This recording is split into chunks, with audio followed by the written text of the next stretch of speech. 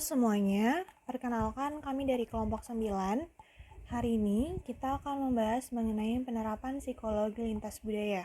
Sebelum itu, perkenankan saya untuk memperkenalkan anggota kelompok kami. Yang pertama ada saya sendiri, Ali Sinta, lalu yang kedua ada Wulan Stefania, lalu yang ketiga ada Dennis Wildan, yang keempat ada Alicia Hendrayani, yang kelima ada Winchari Grace, yang keenam ada Juan Gabriel, dan yang ketujuh ada Farera Samosir.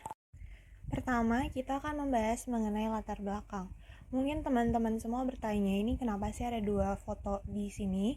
Jadi, di awal 2016, Perdana Menteri Italia dan Presiden Iran itu bertemu di sebuah museum yang bernama Capitolion.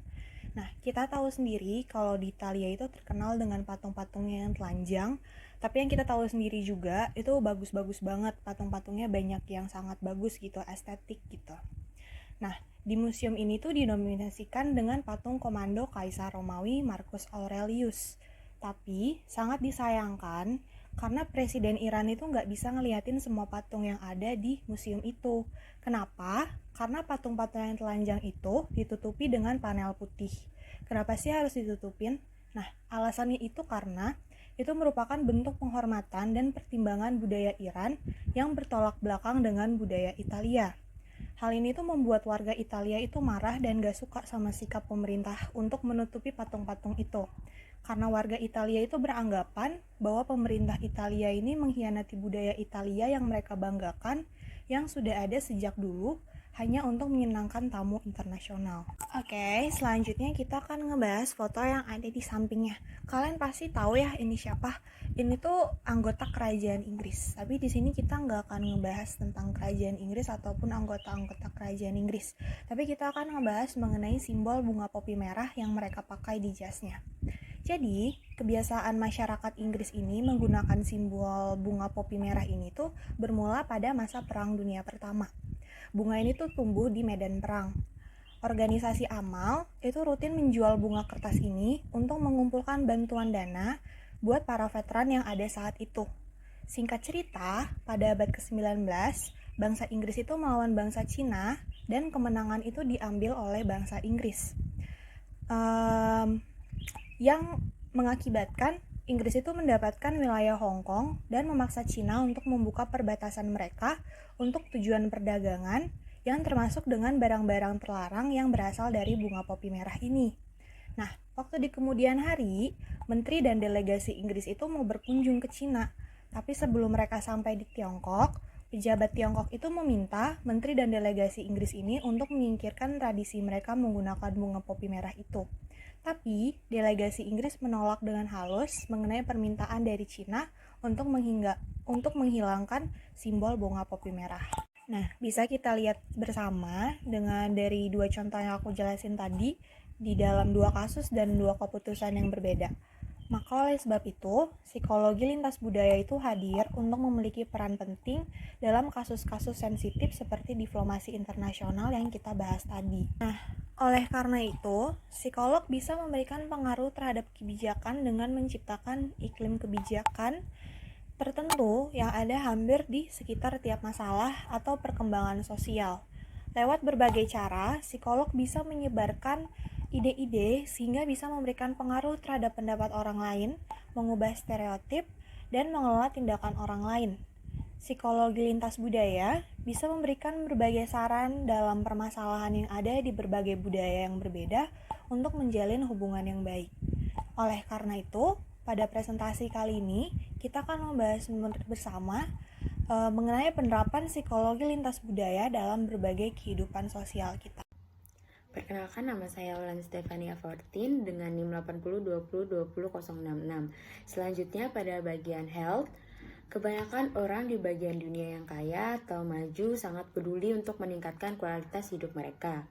Secara keseluruhan, masalah kemiskinan dan ekologi secara signifikan mempengaruhi kesehatan masyarakat. Salah satu contohnya, studi lintas negara menunjukkan bahwa insiden gangguan seperti diabetes berkorelasi dengan penyakit psikologis yang serius, seperti depresi. Studi juga menunjukkan bukti bahwa terjadinya depresi di antara orang-orang dengan diabetes berkorelasi dengan status sosial ekonomi mereka yang lebih rendah. Ini menunjukkan bahwa kondisi miskin ekonomi dan sosial menjadi faktor utama yang berkontribusi terhadap kesehatan yang buruk. Namun, apakah ada faktor budaya seperti norma dan nilai yang mempengaruhi sikap dan tindakan masyarakat terkait dengan kesehatannya? Mitos budaya, kepercayaan rakyat yang tidak akurat, dan ketakutan akan sanksi mempengaruhi banyak orang keengganan untuk mengakui keberadaan, contohnya seperti AIDS. Di Afrika misalnya, banyak dokter yang sering tidak mau mencatat AIDS sebagai penyakit kematian. Sebaliknya, penyakit lain seperti tuberkulosis sering dicatat pada sertifikat. Faktor budaya mempengaruhi keputusan medis yang berhubungan dengan hidup dan mati. Bunuh diri yang dibantu dilakukan dengan bantuan dokter atau orang lain menjadi legal di banyak negara hari ini. Bunuh diri yang dibantu oleh dokter dilakukan atas permintaan dan dengan menyatakan persetujuan pasien.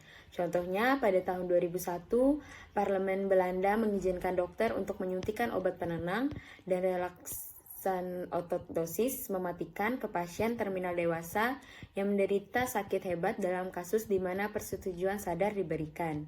Karena masih banyaknya mitos dan faktor budaya yang kurang baik, terdapat salah satu kegiatan utama yang dapat dibantu oleh psikolog adalah yaitu menciptakan suatu pendidikan, yaitu culture sensitive programs, yang dapat membantu orang untuk mengambil langkah segera dan meningkatkan kesehatan mereka, menangani pelecehan atau mengatasi konsekuensi dari bencana alam dan buatan manusia. Sebagian besar program ini telah dibuat di Amerika Serikat dan Eropa Barat. Namun, tidak tahu apakah program ini dan intervensi psikologis ini efektif dalam lingkungan budaya yang berbeda. Oleh karena itu, program-program pendidikan atau konseling khusus budaya yang berhasil menarik banyak perhatian akhir-akhir ini. Sasaran utama dari program ini adalah untuk mengubah perilaku individu tertentu dalam keadaan yang ada. Program ini dilaksanakan dengan sekitar 400 perempuan pribumi di pedesaan Guatemala yang hidup di bawah kemiskinan yang parah dan dilakukan melalui proses kaskade yang diawasi secara ketat di mana perempuan lokal yang terlatih secara khusus mengadakan lokakarya untuk rekan senegara mereka. Program ini dapat dicegah menjadi 4 modul atau tahapan yang berurutan, yaitu tahap yang pertama, tujuannya adalah untuk menjelaskan faktor-faktor yang mempengaruhi kesehatan perempuan pedesaan. Diskusi berpusat pada bagaimana peran perempuan yang tunduk dapat mencegah mereka mengatasi perasaan dan kebutuhan mereka. Latihan menangani kekerasan dalam rumah tangga, stres, dan penggunaan tembakau dan alkohol. Perempuan juga belajar tentang hak asasi manusia, hak perempuan, dan pengetahuan diri. Mereka belajar bagaimana bernegosiasi dan membuat keputusan terkait kesehatan dalam keluarga. Lalu tahap yang kedua, pada tahap ini perempuan belajar tentang hubungan antara kesehatan dan gizi serta hak dan kebutuhan untuk mendapatkan makanan yang cukup dan seimbang.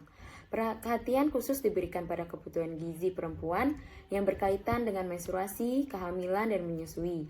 Para wanita belajar bagaimana menyiapkan makanan sehat dan murah dan bagaimana memelihara kebun sayur keluarga.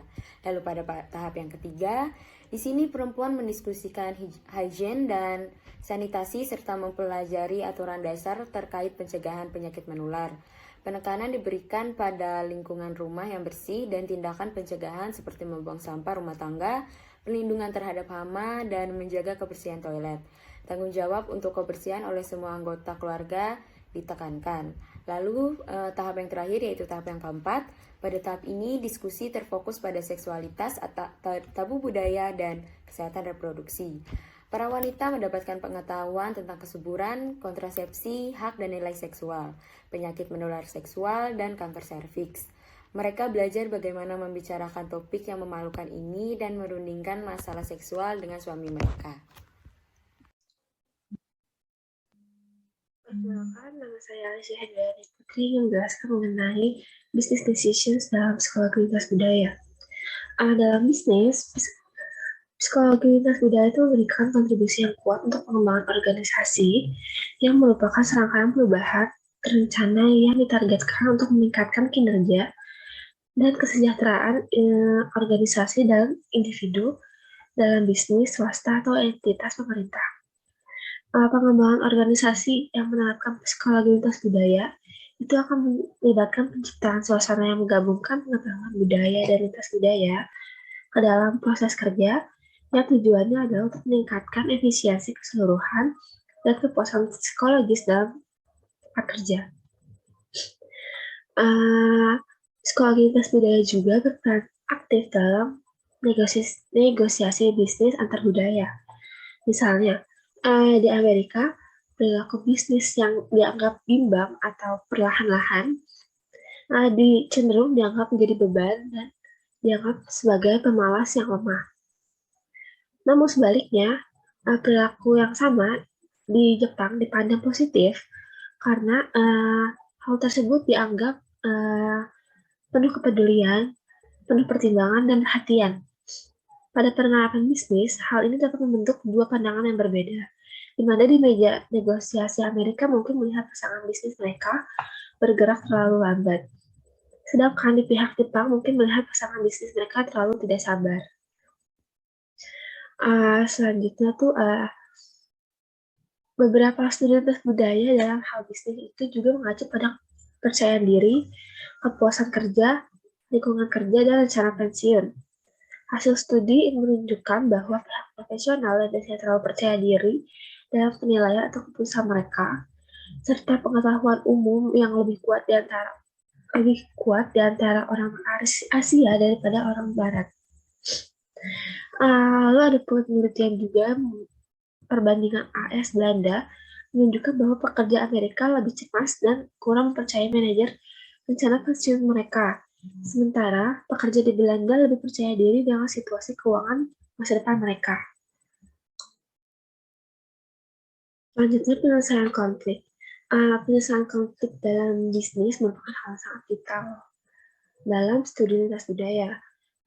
Pihak spesialis solusi konflik harus memahami dinamika kelompok, proses pengambilan keputusan kelompok, dan karakteristik utama dalam persepsi sosial kelompok.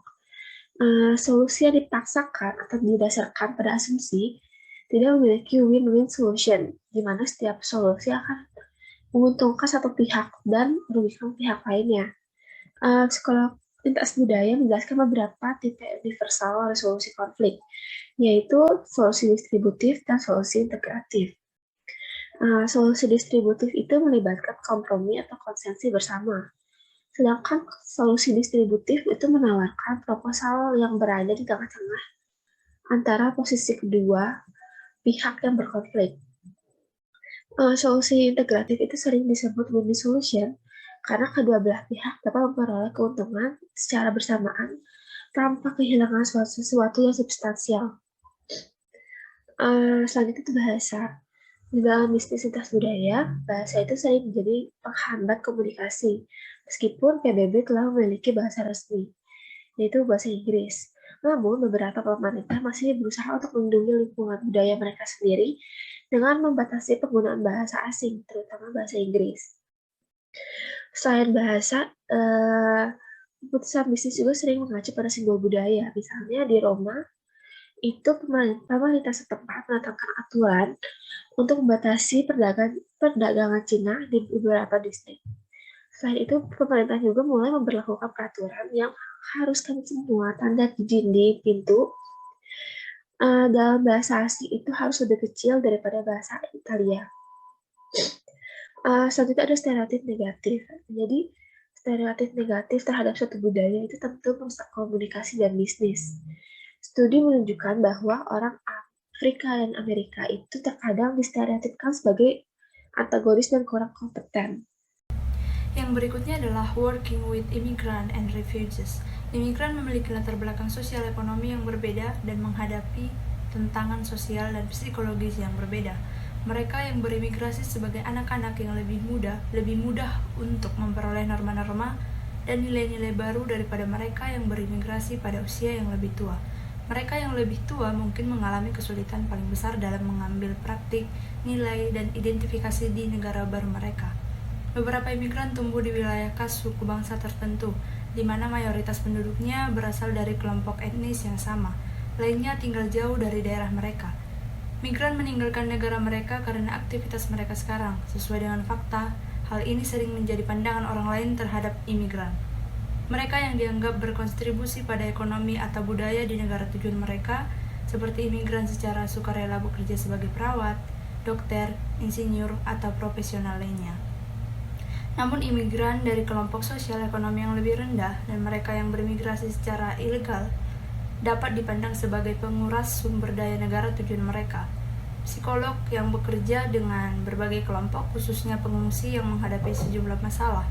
Misalnya individu yang telah meninggalkan negara mereka dan yang tidak mau atau tidak dapat kembali ke negara asal karena penganiayaan atau ketakutan akan penganiayaan. Masalah yang sering terjadi dialami yaitu trauma psikologis, dengan mereka yang melarikan diri dari kekerasan terpaksa menghabiskan waktu berbulan-bulan dan bertahun-tahun di pengungsian yang penuh dan sesak dengan ketakutan terus-menerus akan kematian dan bahaya fisik. Warga sipil di zona pertempuran jadi hidup dengan ancaman kekerasan yang terus-menerus. Banyak dari mereka yang mengalami gangguan serius terkait stres. Salah satu masalah yang paling signifikan dengan imigran adalah akulturasi, yang dalam konteks imigrasi yaitu proses penyesuaian individu dengan budaya baru.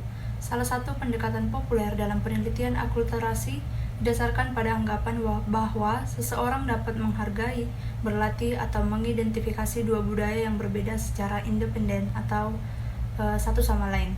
Terlepas dari budaya yang bersangkutan, terdapat 4 jenis umum akulturasi yang ditandai dengan yang pertama, asimilasi, yang mengacu pada penerimaan individu terhadap adat dan nilai-nilai budaya baru mereka, dan penolakan selanjutnya untuk meninggalkan perilaku dan nilai-nilai budaya lama mereka.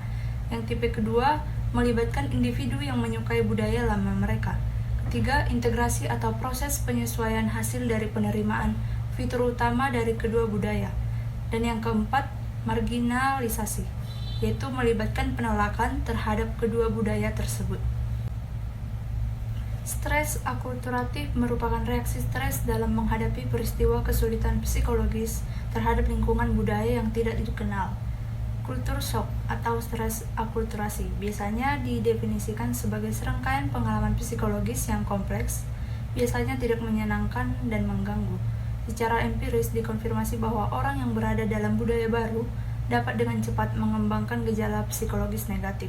Misalnya bahwa terdapat peningkatan tingkat rawat inap psikiatri di antara imigran asing yang baru tiba dibandingkan dengan non-imigran.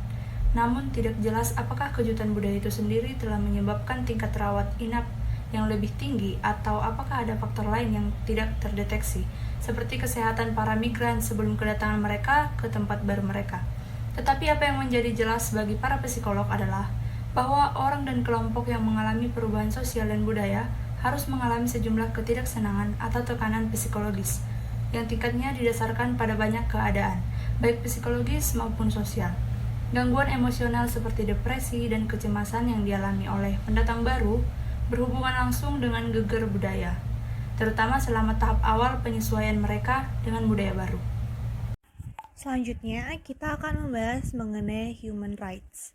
PBB sudah merancang untuk hukum hak asasi manusia internasional itu bahwa setiap orang memiliki hak untuk mempunyai kehidupan yang utuh, bebas, aman, terjamin, dan sehat. Hak untuk hidup bermartabat ini nggak bisa dicapai jika semua kebutuhan dasar untuk hidup seperti pekerjaan, makanan, perumahan, perawatan kesehatan, pendidikan, dan budaya itu tidak mendukung dan merata untuk setiap orang. Hak anak contohnya. PBB juga merancang bahwa setiap anak itu dapat mengekspresikan pandangannya secara bebas, memiliki kebebasan berpikir dan beragama, serta memiliki hak atas privasi tanpa adanya campur tangan dari orang dewasa yang melanggar hukum. Tapi, ada negara dengan budaya yang berbeda masih menindas hak anak-anak. Ada negara yang gak setuju untuk anak memilih agamanya sendiri. Lalu ada negara dengan pemerintahan yang otoriter yang menentang pendapat atau pandangan dari anak-anak. PBB juga mengharuskan setiap negara itu untuk memastikan anak-anak memiliki akses ke berbagai sumber daya, termasuk standar hidup yang memadai untuk fisik, mental, spiritual, moral, dan perkembangan sosial mereka. Tapi, perintah ini nggak bisa memungkinkan untuk dilakukan oleh negara-negara yang miskin. Materi yang sudah lalu mengajari mengenai praktik sosial nyata, sangat berbeda dari yang ditetapkan oleh PBB. Contohnya secara teori, negara itu harus menjamin hak pendidikan terhadap anak. Persyaratan ini sangat sulit untuk dilaksanakan, terutama di negara seperti Brazil, India, dan terkhususnya Indonesia, yang dimana yang kita tahu sendiri, banyak anak kecil yang bekerja pada usia masih sangat dini, sehingga mereka berhenti sekolah hanya untuk bertahan hidup. PBB juga mendeklarasikan untuk prioritas hak individu pada anak-anak dalam kelompok sosial seperti keluarga. Pandangan tersebut menunjukkan nilai yang individualistik pada masyarakat barat yang sangat sulit diterima bagi individu yang hidup dalam lingkungan tradisional di negara lain, seperti di Pakistan, Botswana, dan Thailand, dengan keadaan budaya yang berbeda, khususnya pada tradisi kolektivitis yang berbanding terbalik dengan tradisi individualis. Hal ini tuh memperlihatkan bahwa budaya itu memang atau mungkin memiliki dampak yang signifikan pada bagaimana individu dan pemerintah itu melihat kepentingan terbaik untuk anak-anak. PBB juga mengakui hak-hak dasar perempuan. Pengecualian atau pembatasan apapun yang dibuat atas dasar jenis kelamin yang memiliki akibat atau tujuan diskriminasi terhadap perempuan dalam bidang politik, ekonomi, sosial, budaya, sipil, atau bidang lainnya harus dianggap melanggar hukum dan dikutuk. Tapi, tuntutan ini berbanding terbalik dengan pelanggaran dari budaya dan agama tertentu, seperti yang masih berlanjut di beberapa negara, seperti adanya sunat perempuan secara paksa, perjodohan dan eksploitasi seksual terhadap anak perempuan, dan yang paling meresahkan, yaitu banyak pria tidak melihat masalah dengan pelanggaran hak-hak dasar perempuan tersebut, dengan alasan bahwa pria dan wanita itu berbeda, dan oleh karena itu memerlukan perilaku yang berbeda pula. Di negara miskin, dengan teknologi yang ada saat ini dan memiliki tingkat kelahiran yang lebih rendah, setelah mereka itu melihat bahwa jenis janinnya adalah perempuan, beberapa calon orang tua itu memilih melakukan aborsi dengan memiliki anak laki-laki. Karena di negara-negara kaya dan berpendidikan, praktik ini tuh nggak tersebar luas. Jadi salah satu cara yang dapat membantu mengatasi masalah ini di negara berkembang yaitu dengan pendidikan. Karena dari pendidikan yang baik untuk masyarakat, maka pemikiran masyarakat juga dapat menjadi baik dalam menghadapi permasalahan yang ada. Selanjutnya ada education. Anak-anak minoritas sejauh yang kami tahu menunjukkan skor yang lebih rendah pada tes kecerdasan dan keterampilan kognitif lainnya. Nah, mengapa hal ini dapat terjadi? Dalam Jenkins 1995 mengatakan mungkin karena anak-anak minoritas tidak memiliki pengalaman perkembangan karena kemiskinan, perumahan yang penuh sesak, dan pengasuhan yang tidak memadai. Selanjutnya, Jenkins 1995 dalam karyanya yang terkenal tentang psikologi Afrika Amerika menunjukkan bahwa orang dewasa dapat meningkatkan nilai tes kecerdasan anak-anak minoritas. Contohnya itu, untuk mencapai hal ini, beberapa anak-anak mungkin memerlukan guru untuk memberikan perhatian khusus pada fungsi kognitif mereka. Hal ini sangat bermanfaat untuk menciptakan lingkungan kelas yang kooperatif tertentu dan di samping itu melibatkan orang tua dalam proses pendidikan. Nah, selanjutnya ada budaya, perilaku, dan hukum. Banyak sistem peradilan nasional sering ditempatkan pada posisi di mana mereka harus memerintah untuk mendukung kelompok tertentu. Nah, sehingga membuat orang lain tidak senang. Nah, di sini saya akan menjelaskan ada 2 contoh kasusnya, yaitu yang pertama, setelah makan sandwich, seorang wanita di Florida dipecat dari pekerjaannya. Nah, apakah legal makan sandwich untuk makan siang sekarang di Orlando? Mengapa dia dipecat? Nah, pemutusan hubungan kerjanya tampaknya akibat irisan daging di sandwichnya. Nah, ini merupakan pelanggaran terhadap kebijakan perusahaan bahwa daging babi dan produk babi tidak diperbolehkan di lokasi perusahaan. Nah, sebuah perusahaan telekomunikasi Florida Tengah dengan ikatan Muslim yang kuat memberi wanita ini yang beragama Katolik peringatan tentang makan produk najis yang dianggap tidak pantas dalam keyakinan Muslim. Kedua, di Nebraska, perselisihan pengadilan antara 2 orang tua berakhir dengan keputusan bahwa sang ayah akan membahayakan hak kunjungannya jika dia terus berbicara bahasa Spanyol kepada putrinya yang berusia 5 tahun. Nah, kasus ini dibawa ke pengadilan karena sang ayah, seorang Amerika Meksiko, akan membawa putrinya mengunjungi kerabat dan temannya. Nah, masalahnya timbul ketika putrinya mengeluh bahwa sang ayah biasanya berbicara dalam bahasa Spanyol. Nah, bahasa yang tidak dia mengerti. Nah, namun sang ibu ingin putrinya belajar bahasa Inggris terlebih dahulu. Sementara sang ayah percaya bahwa penting bagi putrinya untuk berbicara bahasa Spanyol juga. Saya akan menjelaskan tentang ritual. Menurut Albert Einstein, sains tanpa agama adalah kesesatan, sedangkan agama tanpa ilmu itu buta. Nah, secara historis, banyak psikolog memberikan konseling, arahan psikologis, atau nasihat tentang keputusan atau tindakan. Ilmu psikologi di sebagian besar negara barat berkembang di mana terdapat pemisahan yang jelas antara psikologi dan agama. Akibatnya, perhatian seorang peneliti yang menyangkut masalah spiritual ditolak dan penyebutannya pun tentang spiritualitas dianggap sebagai tindak tidak ilmiah dan karena itu tidak layak untuk mendapat perhatian. Spiritualitas mengacu pada berbagai fenomena mengenai hal-hal non-materi yang berkaitan dengan iman, kepercayaan, dan harapan. Berbeda dengan hal-hal materi yang berkaitan dengan kepemilikan harta dan persaingan. Dalam konteks psikologis, spiritualitas menekankan pikiran di atas materi, berada di atas memiliki, dan upaya mental di atas tindakan fisik. Next. Ritual dan studi ilmiah. Ray pada tahun 2004 menemukan bukti bahwa meditasi dan doa berhubungan dengan dan menyebabkan tekanan darah dan denyut nadi yang lebih rendah, aktivitas endokrin yang lebih rendah, dan metabolisme tubuh yang lebih rendah secara keseluruhan.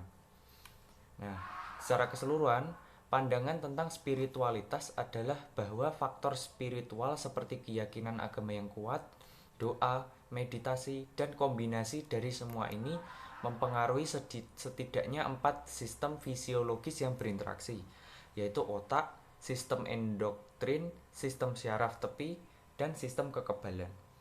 Ada juga bukti ilmiah yang berkembang tentang kemungkinan dampak spiritualitas terhadap kesehatan. Namun, kita harus berhati-hati karena hasilnya itu beragam. Misalnya, sains kontemporer tidak memiliki bukti bahwa spiritualitas itu meningkatkan pemulihan dari penyakit akut atau bahwa orang yang sangat religius memiliki harapan hidup yang lebih tinggi. Nah, bagi sebagian orang, spiritualitas adalah keyakinan mendalam mereka pada hasil positif, keberuntungan, dan perlindungan, serta kekuatan keadaan yang memberi orang-orang ini rasa kompensasi dan kekuatan. Namun, bagi orang lain, spiritualitas adalah sumber motivasi yang kuat. Ini memberi mereka kegembiraan, rasa kekuatan, makna tindakan, dan tujuan mereka. Nah, apa sih yang harus dilakukan petugas kesehatan dalam situasi ketika orang-orang menganut pandangan non-ilmiah tentang masalah dan gangguan psikologis? Menurut Martinez dan Taboas, ini lebih masuk akal untuk bekerja dalam sistem kepercayaan klien dan komponen budaya spesifik dari penyakit klien tanpa harus mendukung validitas keyakinan tersebut. Dengan kata lain, psikolog didorong untuk menghormati keyakinan klien mereka, tetapi tidak harus menerimanya sebagai hal yang valid. Next. Selanjutnya adalah holistic treatment. Sekitar 50 tahun terakhir, banyak pusat pengobatan holistik baru telah muncul di seluruh dunia. Semakin banyak profesional terlatih dengan gelar medis dan psikologis beralih ke spiritualitas dan metode penyembuhan asli untuk mengidentifikasi dan menerapkan metode pengobatan yang efektif yang melibatkan tubuh dan pikiran. Pendukung pengobatan holistik tidak lagi melihat klien dan pasien mereka sebagai kumpulan gejala, tetapi lebih menekankan keunikan riwayat penyakit setiap individu dan keyakinan serta nilai-nilainya. Menurut Charon, prinsip holistik menemukan aplikasi dalam pengobatan naratif bidang klinis, di mana profesional medis fokus pada interpretasi dan pemahaman cerita pasien tentang penyakit. Sekian dari saya, terima kasih. Selanjutnya yaitu ada working and serving abroad atau bekerja di luar negeri. Saat bekerja di luar negeri, mungkin kita menghadapi praktik membatasi manusia atau meninjau dan menentukan apa yang pantas untuk dipublikasikan atau memberikan informasi untuk pertimbangan moral, ideologis, atau politik. Nah, ini adalah salah satu latihan yang disebut sensor. Sensor itu berarti peraturan atau pembatasan pembagian informasi tadi. Sensor adalah alat yang ampuh digunakan untuk lembaga sosial dan agama untuk menyaring dan melarang informasi tertentu, dan kita harus memahami alasan yang digunakan untuk membenarkan penyensoran, dan kita harus juga menghormati adat, hukum yang ada di negara-negara itu. Namun, kita juga bersikap kritis jika praktik tersebut melanggar hak-hak dasar orang lain atau hak asasi manusia. Pembatasan informasi di luar negeri. Pembatasan informasi sangat diperlukan untuk melindungi ketertiban dan stabilitas sosial. Pembela politik, sensor ini berpendapat bahwa pembatasan informasi diperlukan untuk melindungi ketertiban dan stabilitas sosial. Oleh karena itu, tidak diizinkan untuk menyebarkan informasi yang merusak otoritas politik pemerintah, dan tidak boleh mengkritik pemerintah karena alasannya yaitu pembatasan politik seringkali menjadi kebiasaan yang mengatur semua dan yang dikatakan oleh tentang pemerintah. Jadi tidak boleh mengkritik pemerintah, perwakilannya, dan pemimpin politik. Sikap budaya tradisional terkait dengan jarak kekuasaan tinggi juga dapat membenarkan penyensoran politik, menunjukkan bahwa pihak berwenang harus dihormati dan bukan dikritik. Selanjutnya, informasi yang menentang prinsip-prinsip ini dilarang untuk dipublikasikan. Di negara-negara komunis, sensor ideologis adalah wajib. Semua yang berhubungan tentang artikel, laporan, atau esai tentang keuntungan pasar bebas, kebebasan sipil, dan program sosial yang sukses di negara-negara sangat-sangat dilarang. Namun, setiap informasi tentang bencana atau masalah sosial yang masih ada di barat disambut baik. Sensor agama adalah bagian dari sensor ideologis. Di banyak negara, kritis terhadap agama dominan atau agama resmi sangat dilarang keras oleh hukum. Di pemerintahan di awal abad ke-21, seperti Iran atau Arab Saudi, seorang jurnalis yang berani menerbitkan materi kritis tentang Islam resmi di negara-negara ini dapat dituntut, dan seorang jurnalis asing akan diusir dari negara-negara tersebut dalam berbagai bentuk hukum. Sensor ideologis diperlakukan di banyak daerah saat ini. Selanjutnya, undang-undang menetapkan standar yang harus diikuti dalam komunitas antara bisnis, institusi, dan media. Moral sensor adalah penjagaan budaya dan psikologis masyarakat. Masyarakat lokal mengembangkan standar kesusilaan dan moralitas informal tertentu sudah lama ditabuhkan di Eropa sebelum abad ke-20 untuk mengekspos penggambaran tubuh telanjang pada lukisan, kecuali ini adalah tubuh karakter Alkitabiah. Sedangkan di Amerika, peringkat film memperingatkan orang tentang penggunaan kata-kata tidak sopan atau penggambaran ketelanjangan dan kekerasan di televisi dan film. Materi seksual atau adegan dokumenter kekerasan juga dikecualikan dari program jaringan prime time, utama di Amerika Serikat. Setelah itu ada negara Kanada. Ada kata-kata tertentu yang tidak boleh diucapkan oleh komentator radio, televisi saat menyiarkan. Di banyak negara Islam, adegan seks dipotong dari film-film barat, dan bahkan ciuman tidak ditampilkan. Alasan budaya sering dikutip untuk membenarkan pembatasan tertentu.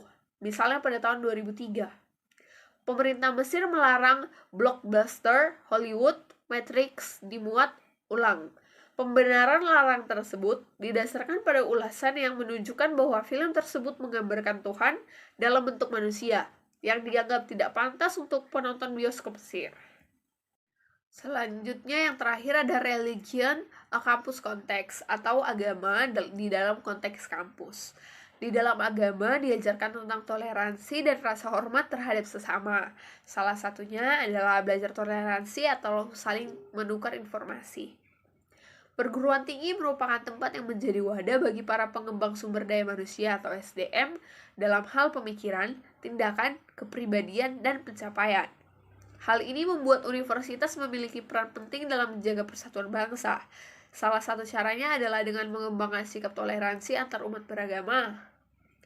Menurut data yang ada, hampir 90% warga Amerika Serikat mengidentifikasi diri dengan sebuah agama, yang berarti mereka dapat membedakan agama mana yang mereka anut. Sebagai individu yang bebas, kita memiliki hak untuk memiliki agama apa yang ingin kita anut. Individu berhak untuk berdoa sesuai dengan agama masing-masing atau kelompok dan dapat berkumpul untuk mendiskusikan tentang pandangan agama masing-masing. Namun tetap diingat juga bahwa mengkritik agama secara berlebihan tidak diizinkan karena dapat dikatakan sebagai pelecehan agama.